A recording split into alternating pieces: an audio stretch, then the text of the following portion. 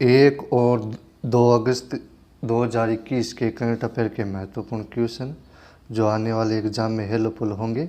तो आज के करंट अफेयर का पहला क्वेश्चन है, in which country the world's largest star sapphire cluster has accidentally been found.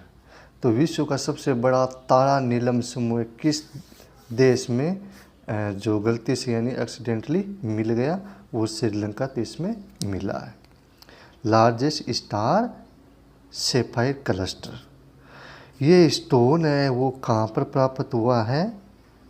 Game rich Ratanpura area में, जहाँ पर एक वर्कमैन है वो क्या है, वेल को क्या रहा खोद रहा था, उस टाइम उनको मिला है। एक्सपर्ट कहते हैं कि इस स्टोन की लगभग वैल्यू है वो $100 मिलियन है इंटरनेशनल मार्केट में, और ये क्लस्टर है इसका वजन है 510 किलोग्राम या 2.5 मिलियन कैरेट, और ये कहलाता है क्या? Serendipity sapphire. अब श्रीलंका के बारे में देखते हैं कुछ। श्रीलंका की कैपिटल है वो कोलंबो है। एक्सिक्यूटिव एंड जुडिशियल ये कैपिटल है कोलंबो, और लेजिस्लेटिव कैपिटल है वो श्री जयावर्धनेपुरा, और करेंसी श्रीलंका रूपी, और प्रेसिडेंट है गोटाबया राजपक्सा, और पीएम है महिंद्रा राजपक्सा, फाइनेंस मिनिस्टर बसी राजपक्सा। ये तीनों एक ही फैमिली के हैं। नेक्स्ट क्वेश्चन है, विच एडिशन ऑफ है CORPAT between India and Indonesia is being held in the Indian Ocean region. तो जो कोरपेट एक्सरसाइज है इनका कौन सा एडिशन इंडिया और इंडोनेशिया के बीच में इंडियन ओशियन में जो आयोजित किया जा रहा है, ये एडिशन है 36। जो कोरबेट है ये हेल्प करेगा बल्ट करने के लिए, अंडरस्टैंडिंग बनाने के लिए, और इंटर ऑपरेबिलिटी इनके भी नेवी के बीच में। बेसिक एम क्या है कोरबेट एक्सरसाइज का? बेसिक एम है इंडियन ओशियन रीजन है उनको सेव करना, सिक्योर करना, किसके लिए? कॉमर्शियल शिपिंग के लिए, इंटरनेशनल ट्रेड, और कंडक्ट करना legitimate maritime activity. Indian naval ship Saryu जो स्वदेशी निर्मित है ये, और इंडोनेशिया का नवल शिप है KRI बग टोमो। इन्होंने क्या, दोनों ने इस एक्सरसाइज में भाग लिया है। यानी इंडिया की तरफ से कौन सी शिप, नवल शिप ने भाग लिया है? INS सिरियू, और इंडोनेशिया की नवल शिप कौन सी है? KRI Bung Tomo. Next question है, where will the defence expo be organised in March 2022। तो मार्च 2022 में डिफेंस एक्सपो कहाँ आयोजित किया जाएगा? ये गांधीनगर गुजरात में आयोजित किया जाएगा। ये शो है वो ऑर्गेनाइज होता है किसके द्वारा? Ministry of defence. तो डिफेंस मिनिस्ट्री के द्वारा एवरी 2 ईयर में ये ऑर्गेनाइज किया जाता है। ये लास्ट एडिशन है वो लखनऊ में हेल्ड किया, आयोजित किया गया था इसका। नेक्स्ट क्वेश्चन है, in which education sector has the central government to give 27% reservation to OBC and 10% to EWS। तो सेंट्रल गवर्नमेंट ने क्या है, किस शिक्षा के क्षेत्र में OBC को 27% और EWS को 10% आरक्षण दिया है? Medical education. ये रिजर्वेशन है वो ऑफर्ड होता है दोनों के लिए, जो ग्रेजुएट है और पोस्ट ग्रेजुएट है मेडिकल में, उनके दोनों के लिए। OBC के लिए 27% और 10% है जो EWS कैटेगरी के अंदर आते हैं, इकोनॉमिक वीक सेक्टर के अंदर आते हैं जो भी। ये डिसीजन है वो बेनिफिट करेगा 1500 OBC स्टूडेंट को, किस में? MBBS में, और 2500 OBC स्टूडेंट को किस में? पोस्ट ग्रेजुएट में, और EWS के 550 स्टूडेंट को MBBS में और 1000 EWS स्टूडेंट को पोस्ट ग्रेजुएट में ही हेल्प करेगा। नेक्स्ट क्वेश्चन है, who has launched academic bank of credit and artificial intelligence programme. तो जो अकादमिक bank of credit and artificial intelligence programme किसने लॉन्च किया है? तो हमारे प्राइम मिनिस्टर नरेंद्र मोदी ने ये academic bank of credit and artificial intelligence programme को लॉन्च किया है। ये प्रोग्राम अलाउ करेगा स्टूडेंट को इंटर करने के लिए और एग्जिस्ट करने के लिए कोर्स को, और ये मतलब कोर्स को ज्वाइन करने के लिए इंटर भी कर सकते हैं, कोर्स को छोड़ भी सकते हैं बीच में, अगर बीच में छोड़ दिया उसको दोबारा भी ज्वाइन कर सकते हैं अगर उसने छोड़ दिया तो। एकेडमी बैंक ऑफ क्रेडिट है, ये डिजिटल बैंक है जो किसी भी पार्टी में एक छात्र जो अजीत क्रेडिट रखता है। नेक्स्ट क्वेश्चन है, how many tiger reserve have received the accreditation of the global conservation assured tiger standard. कितने बाघ अभयारण्यों को वैश्विक संरक्षण सुनिश्चित बाघ मानकों की मान्यता प्राप्त हुई है अभी तक है? कितने टाइगर रिजर्व है उनको ग्लोबल कंजर्वेशन टाइगर स्टैंडर्ड के मान्यता प्राप्त हुई है? 40 टाइगर रिजर्व। तो वो 40 टाइगर रिजर्व कौन कौन से देखते हैं? आसाम के है वो 3 टाइगर रिजर्व हैं, ओरेंग, मानस और काजीरंगा। और MP गए वो कान्हा, पन्ना और सतपुरा। और महाराष्ट्र का पंच, बिहार का है वाल्मीकि टाइगर रिजर्व है, और यूपी में दुधावा जो नेशनल पार्क है वो, और बंगाल में सुंदरबन वेस्ट बंगाल का, और केरल का है परम्बिकुलम, और कर्नाटक का है बांदीपुर टाइगर रिजर्व है, और तमिलनाडु का है Annamalai and Mudumalai tiger reserve है। नेक्स्ट क्वेश्चन है, from which state of India raja chilli has been exported to London for the first time. तो भारत के कौन से स्टेट से जो राजा मिर्च है उसको पहली बार लंदन के लिए निर्यात किया गया है? तो नागालैंड स्टेट से किया गया राजा मिर्च को निर्यात।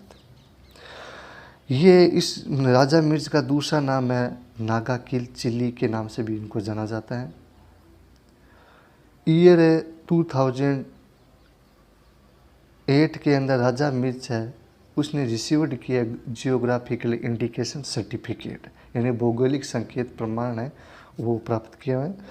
राजा मिर्च है ये 5 हॉटेस्ट चिली मिर्च, जो टॉप 5 हॉटेस्ट चिलीज है इनमें से एक है, वर्ल्ड के अंदर है फेमस ऑन किस पर? स्कोविले हीट यूनिट पर, उनमें से एक है। और नागालैंड लोकेशन यहाँ पर है, और इसका नागालैंड का फॉर्मेशन कब हुआ? 1 दिसंबर 1963 को। कैपिटल है कोहिमा, CM है नेफ्यूरियो, और गवर्नर है RN रवि। नेक्स्ट क्वेश्चन है, Bharat bill payment system appointed it's CEO। तो जो भारत बिल भुगतान प्रणाली है इसके CEO किसे नियुक्त किया गया है? नुपुर चतुर्वेदी को नियुक्त किया गया है। नेक्स्ट क्वेश्चन है, who has been selected for Lokmanya Tilak award for the year 2021। तो वर्ष 2021 के लोकमान्य तिलक पुरस्कार के लिए किसे चुना गया है? साइरस पूनावाला को चुना गया है। तो ये फाउंडर है किसका? सीरम इंस्टीट्यूट ऑफ इंडिया जो पुणे के अंदर है, इसके ये फाउंडर है साइरस पूनावाला। और इसके CEO कौन है इस कंपनी में जो सीरम इंस्टीट्यूट है, इसके आदर पूनावाला।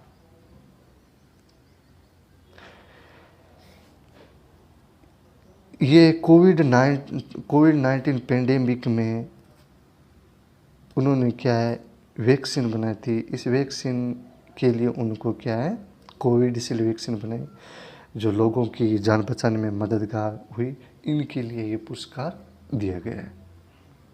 नेक्स्ट क्वेश्चन है, who has won the prestigious Will Eisner Comic Industry award.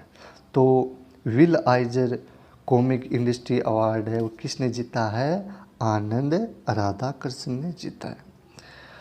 और जो ये पुरस्कार है विल आइजर कॉमिक इंडस्ट्री, ये किसके इक्वल माना जाता है?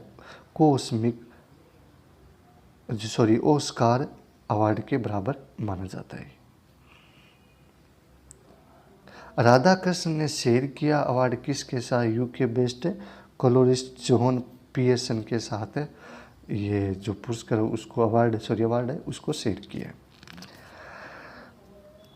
जो ये अवार्ड है ये दिया जाता है एनुअली दिया जाता है। ये राधाकृष्णन के द्वारा जीता गया था किस के लिए? बेस्ट पेंटर मल्टीमीडिया आर्टिस्ट, जो उसको मान्यता दी गई graphic novel art and image, उनके लिए उनको ये अपना पुरस्कार दिया गया।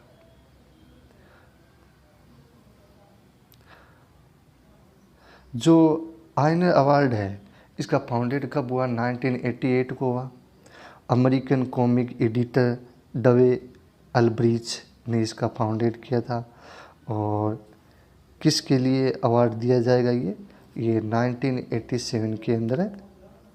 लोकप्रिय किर्बी अवार्ड को बंद करने के लिए ये अवार्ड स्टार्ट किया गया, पॉपुलर किर्बी अवार्ड को बंद करने के लिए। और ये अवार्ड है किसके नाम पर है? जो राइटर था और आर्टिस्ट था विल ईस्नर, इसके नाम पर इस अवार्ड का नाम रखा गया। नेक्स्ट क्वेश्चन है who received the prestigious Maharashtra Bhushan award 2021। तो जो प्रतिष्ठित महाराष्ट्र भूषण पुरस्कार है 2000 किसे प्राप्त किया गया? आशा भोसले ने यह पुरस्कार प्राप्त किए। जो महाराष्ट्र भूषण अवार्ड है ये आशा भोसले ने प्राप्त किए। महाराष्ट्र भूषण सिलेक्शन कमेटी ने ये पुरस्कार के लिए इसे आशा भोसले को सेलेक्ट किया है। ये एक प्रसिद्ध सिंगर है। आशा भोसले वो बेस्ट जाने जाती है हिंदी सिनेमा में सिंगर के लिए, और इसकी व्यापक सूची है गानों की। और आशा गिनीज बुक में भी, वर्ल्ड की जो गिनीज बुक है उसमें भी उसका नाम क्या है? दर्ज है, क्योंकि इन्होंने क्या इसकी म्यूजिक की एक ज़्यादा हिस्ट्री है। गवर्नमेंट ऑफ इंडिया ने उसे सम्मानित भी किया दादा साहेब फाल्के अवार्ड से 2000 में, और पद्म भूषण अवार्ड दिया गया 2008 के अंदर। नेक्स्ट क्वेश्चन है World Ranger Day is observed every year on which day. यानी विश्व रंजर दिवस वो हर साल किस दिन मनाया जाता है? तो रेंगर डे, वर्ल्ड जो रेंगर डे है वो 31 जुलाई को मनाया जाता है। ये दिन है वो क्यों मनाया जाता है? इस दिन क्या है कि जो ड्यूटी के दौरान जान गंवाने वाले रेंजरों को श्रद्धांजलि देने के लिए मनाया जाता है।